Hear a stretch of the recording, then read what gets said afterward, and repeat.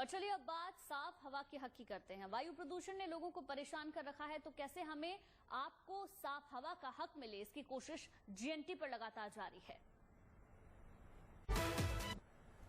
तो देखिए, दिल्ली एनसीआर में प्रदूषण कम होने का नाम लेता हुआ नजर तो नहीं आ रहा। गुरुग्राम एयर क्वालिटी इंडेक्स की अगर हम बात करें तो 601 पर अब ये पहुंच चुका है, जबकि दिल्ली के कई इलाकों में AQI लगातार 400 के ऊपर बना ही हुआ है। दिल्ली सरकार ने जनवरी में होने वाले विंटर ब्रेक की जगह इस बार 9 से 18 नवंबर तक विंटर ब्रेक कर दिया है, यानी सही समय में विंटर ब्रेक किया गया है, जिससे लोगों को प्रॉब्लम ना हो सांस लेने में। इसके अलावा RML अस्पताल में वीकली पोल्यूशन OPD की व्यवस्था भी अब की गई है। पिछले कई महीनों से बंद पड़ा कनॉट प्लेस का स्मोक टावर भी आज शुरू हो सकता है, ऐसी उम्मीद जताई जा रही है। स्मोक टावर के निरीक्षण के लिए बुधवार को एक टीम वहां पर बाकायदा भेजी गई।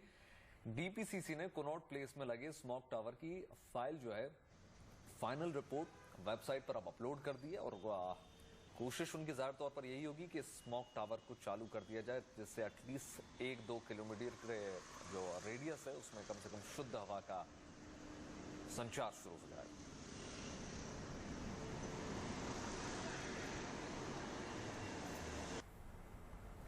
तो आइए तमाम अलग अलग इलाकों का हमारे संवाददाता ने जायजा लिया, ये रिपोर्ट देखिए।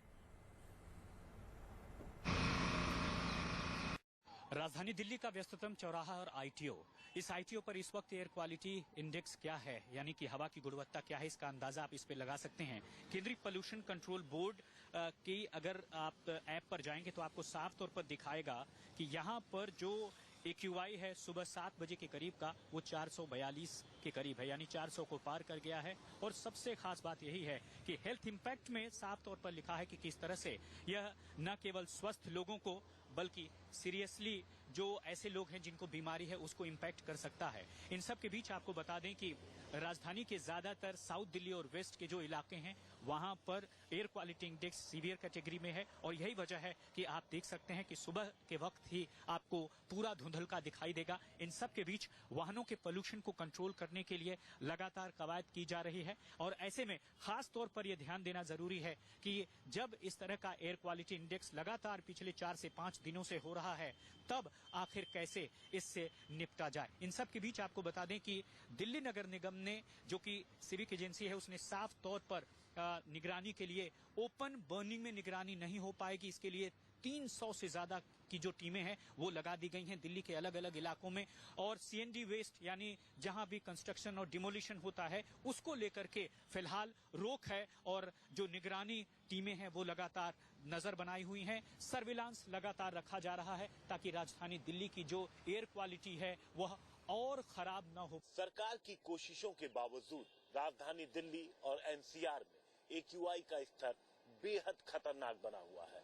450 के आसपास दिल्ली और NCR का AQI है, जो बेहद खतरनाक है। यानी हर सांस के साथ आदमी जहर अपने शरीर के अंदर लेने के लिए मजबूर है दिल्ली और NCR के लोग। और लगातार यही परिस्थिति हर साल अक्टूबर और नवंबर के महीने में रहती है, और जब अक्टूबर का महीना आता है तो हर साल की तरह इस साल भी शोर मचना शुरू हुआ।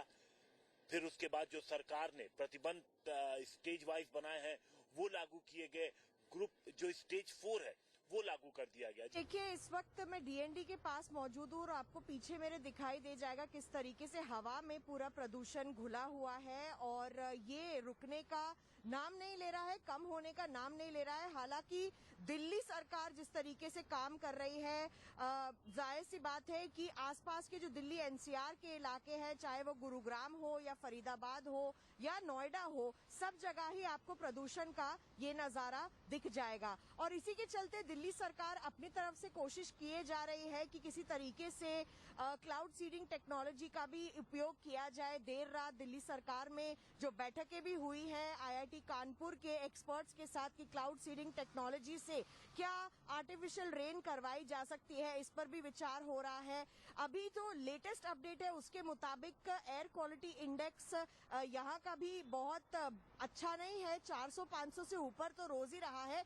लेकिन हाल में हम देख रहे हैं है कि सुबह के वक्त जो है टेम्परेचर गिर जाता है और इससे जो PM 2.5 पार्टिकुलेट मैटर है वो और भी नीचे यानी कि सामान्य रूप से हवा में नीचे की तरफ होते हैं और इसलिए प्रदूषण और भी बढ़ सकता है। बढ़े हुए प्रदूषण ने हमारी सांसों को संकट में डाल दिया है। ऐसे में डॉक्टर्स लोगों को क्या सलाह दे रहे हैं, चलिए आपको वो सुनवाते हैं। हम सब सरकार से उम्मीद तो लगाए बैठे हैं कि वो इसको कंट्रोल करेगी ताकि हम चैन से सांस ले पाएं, बट जब तक हो रहा है तो इसकी सुरक्षा और रोकथाम के लिए यही कर सकते हैं कि हम N95 मास्क लगाएं जो हमने कोविड टाइम्स में लगाए थे, क्योंकि वही मास्क हैं जो सिर्फ PM 2.5 पार्टिकल्स को रोक सकते हैं। तो स्पेशली अगर जो डायबिटिक हैं, स्पेशली जो डायबिटिक है वो सबसे ज्यादा वल्नरेबल हैं इस चीज के लिए। तो अगर आपको पहले कोई हार्ट अटैक, स्ट्रोक आया हुआ है तो आप या डायबिटिक या जिनका वजन ज्यादा है जी, उन सब लोगों को मास्क लगाना चाहिए। आउटडोर एक्टिविटीज जितनी कम से कम कर सके, खासकर जो पीक पॉल्यूशन टाइम होता है उसमें हमारी आउटडोर एक्टिविटीज को हम रेस्ट्रिक्ट करें। ये नहीं कहते कि इंडोर में नहीं है, बट आउटडोर से कम है इंडोर में, तो वो हम थोड़ा सा जो प्रिवेंट कर सकते हैं वो करें। दूसरा बड़ा अच्छा उपाय है कि अगर आपके को ऐसी कोई डिजीज नहीं है जिसमें पानी को कम पीना है या पानी को रोक के पीना है, तो आप फ्लूइड इंटेक बढ़ाइए अपनी बॉडी में, क्योंकि विंटर्स के अंदर प्यास कम लगती है, ऊपर से ये 2.5 पार्टिकल्स जो हैं हमारे ब्लड सप्लाई में जा रहे हैं, तो जितना आप फ्लूइड इंटेक करेंगे उतना ही फ्लश आउट हो जाएंगे पार्टिकल्स और उतना आपको ये जो चांसेस ऑफ स्ट्रोक और चांसेस ऑफ हार्ट अटैक हम जो बात कर रहे हैं, यहाँ तक की लंग की प्रॉब्लम्स भी आपको कम होंगी।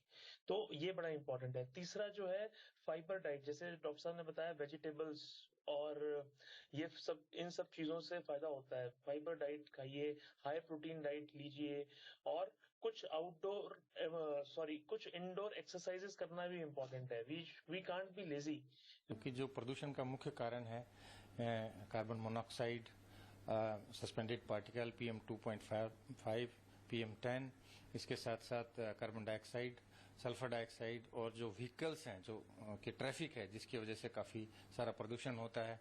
काफ़ी सारी कंस्ट्रक्शन एक्टिविटीज़ हैं जिसकी वजह से जो महीन कण है वो हमारे एयरवे में, फेफड़े में प्रवेश करते हैं, जिसकी वजह से कि काफ़ी सारा खांसी, ब्रेथलेसनेस और चेस्ट में टाइटनेस होती है। तो इससे बचने के लिए ये आवश्यक है कि हम मास्क का प्रयोग करें। सिंपल मास्क है वो, जब भी हम घर से बाहर जाएं मास्क का प्रयोग करें, अनावश्यक रूप से घर से बाहर ना निकलें और खास करके जो गर्भवती महिलाएं हैं, बुजुर्ग व्यक्ति हैं, बच्चे हैं, उनको तो बिल्कुल आउटडोर एक्टिविटीज हैं उनमें शामिल नहीं होना चाहिए। जहां तक पॉसिबल हो घर के अंदर ही रहें और यदि आपको गले में प्रॉब्लम है तो आप स्टीम ले सकते हैं। बहुत सही डॉक्टर साहब ने बोला कि इंडोर एक्टिविटीज बहुत बढ़ानी है, फोन को बहुत दूर रखना है, फोन एडिक्शन नहीं बनाना, आईपैड को एडिक्शन नहीं बनाना, ब्रीदिंग एक्सरसाइजेस बहुत करनी है, एंटीऑक्सीडेंट्स बहुत लेने हैं, try to develop the hobby of reading. आप जितना रीड करेंगे उतने न्यूरॉन्स को पावर मिलेगी, उतने न्यूरॉन्स स्ट्रांग होंगे और इंडोर एक्टिविटी करना बहुत जरूरी है। ट्राई टू अवॉइड कॉन्फ्लिक्ट, जैसे मान लीजिए बच्चों में ये मिल रहा है, हमें कंसंट्रेशन नहीं हो रहा, इरिटेबिलिटी बढ़ रही है, तो इरिटेबिलिटी इसलिए बढ़ रही है कि सब लोग अपने काम पे लगे हैं या सब लोग फोन पे लगे हैं। तो try to involve more family time, साथ बैठिए, साथ काम करिए, साथ खेलिए। इस समय दिल्ली और NCR के जितने अस्पताल हैं उनमें OPD में या इमरजेंसी में ऐसे लोगों की संख्या बढ़ गई है, ऐसे मरीजों की संख्या बढ़ गई है जिनको सांस में तकलीफ है, या तो सांस में दिक्कत हो रही है, सांस नहीं ले पा रहे हैं, एलर्जी हो रही है, या ब्रोंकियल अस्थमा का अटैक है, या COPD का अटैक है। तो ये लोगों के नंबर्स बढ़ गए। इसमें बच्चे, बुजुर्ग और गर्भवती महिलाएं सब शामिल हैं। खास करके जो छोटे बच्चे हैं जो बाहर से आए हैं, दिल्ली NCR से बाहर के हैं, उनके अंदर ब्रोंकाइटिस है वो बढ़ गया है। और जो अस्थमा और COPD के पेशेंट्स हैं उनके अंदर acute exaggeration of bronchial asthma जिसको बोलते हैं, या COPD वो स्टार्ट हो गया, जिसकी वजह से उनकी इमरजेंसी विजिट्स बढ़ रही हैं, जिसके जो ऑक्सीजन देना पड़ रहा है, नेबुलाइज कराना पड़ रहा है, इंजेक्टेबल दवाइयां देनी पड़ रही हैं, स्टेरॉइड्स देने पड़ रहे हैं। तो कहीं ना कहीं ये प्रदूषण है हम सब के लिए जानलेवा हो सकता है, खतरनाक है। लॉन्ग टर्म में कैंसर होने तक की संभावना होती है। अपने शरीर को स्वस्थ रखें, मतलब नींद पूरी लें, अच्छे से सोएं, 6 से 8 घंटे कम से कम, घर में रेस्ट करें, मेडिटेशन करें, योगा करें, एक्सरसाइज करें, प्राणायाम करें। घर के अंदर जब रहते हैं तो तरल पदार्थों का सेवन ज्यादा करें, लस्सी है, छाछ है, नींबू पानी है, नारियल पानी है, सूप है, इनका ज्यादा सेवन करना चाहिए आपको। इसके अतिरिक्त सरकार को, पब्लिक को ध्यान रखना चाहिए कि हम लोग प्रदूषण के अगेंस्ट खूब सारा अवेयरनेस फैलाएं, लोगों को एजुकेट करें, बच्चों को, बुजुर्गों को, सबको। Social media, print media, electronic media, बुद्धिजीवी, सबको इसके जो खतरे हैं उसके बारे में बताना चाहिए। कुछ हमारा जो वल्नरेबल ग्रुप है, जिसमें जैसे बताया प्रेग्नेंट लेडीज हैं, बच्चे हैं, या एल्डरली इंडिविजुअल्स हैं, उनको हम बचा के रखें। और जब देखें एयर क्वालिटी इंडिसेस पुअर हो रहे हैं तो इसके लिए एक जागरूकता होनी कि भी normal air quality indices less than 100 होना चाहिए, 100 to 200 के बीच में क्या करना है, और अगर मोर देन 200 है तो क्या करना चाहिए। तो कम से कम जो वल्नरेबल ग्रुप है हम उनको बचा के रखें।